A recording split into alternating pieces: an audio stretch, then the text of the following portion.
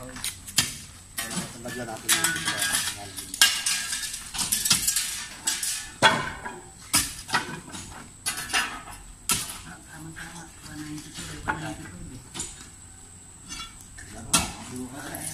bali tayong pasok sa lubog, lalabas.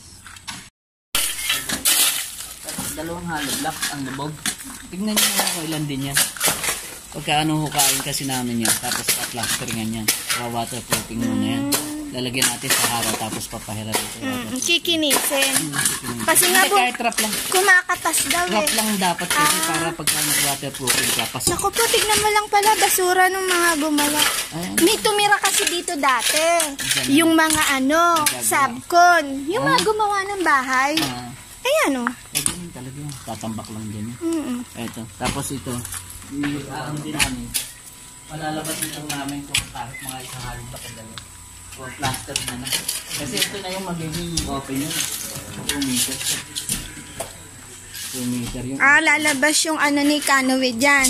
Ng hollow block. O, diba siya? Diba gawa niya to? 2 meter yun. Walang bahay. Tapos ito.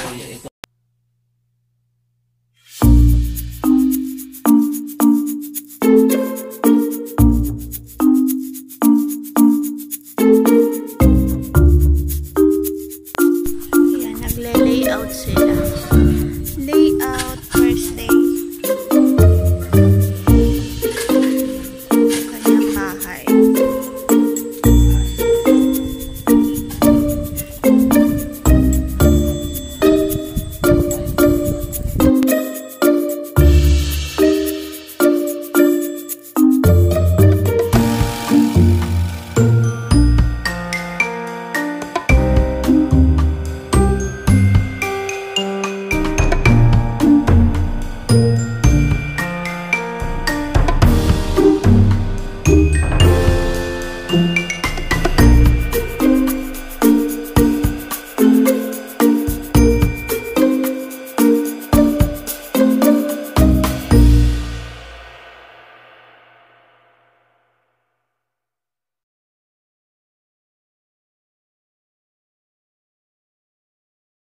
Ulan na.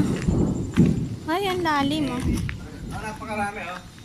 Kumawa ka na ng lupa akong panlagay sa mo. Isang bundok. Ayan oh, garden soil dyan. Ang lupa ko. Magandang lupa yan, buwag yan. Okay mo. Dami. Ganun mo ito dudurog. Dami oh, isang bundok. Ito Galing dyan na kami naman rin kayo nila. Kuya. Alin? Hindi kailangan kasi pantay yung parilin. Ay, semento yan? Mababaw ang pagkakagawa. Tama, nauuga nga ni ano eh, oh. Nauuga yan, pader yan. Ayan daw, yung ni Camellia. Ay, kababaw. Oo nga. Oh, babagsak yan. Eh, wag niyo itulak, baka Baka bumagsak. baka bumagsak. Palit tayo. Ayan o, isang bundok. Panambak. Ayan, umulan. First day nila, naguro kayo. Na-stop. Kasi nga umulan. First day. Siyempre, yung mga workers, mababasa.